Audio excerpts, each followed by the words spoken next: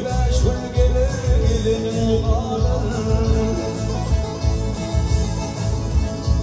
Yine ganimettir oynan gülüşü, ahır ağladım.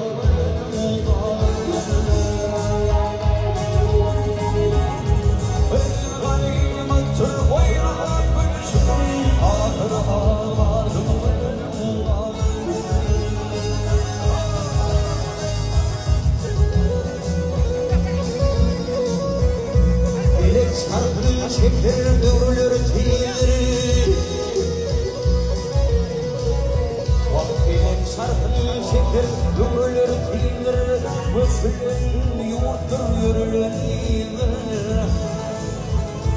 Dünya bir hoş vurup kovadın meydir, Onu düşkü aşık olanın ağır. Dünya bir hoş vurup kovadın meydir, hoş vurup kovadın yedir, Onu düşkü aşık olanın ağları.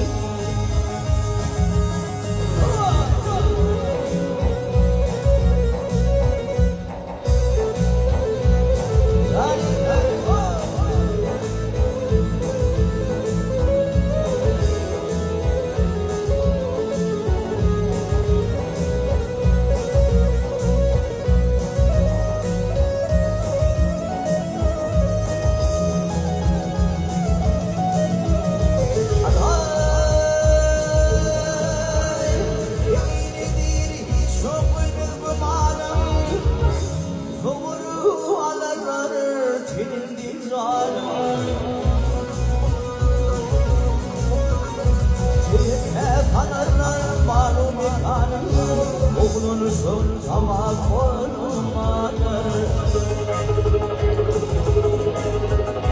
Gidip hanarlar malum kanım, Gidip hanarlar malum kanım, Oğlunu sortama konmadır, Bizi hoştur surat konmadır, Ahır ağabeyim gülünün kanarı.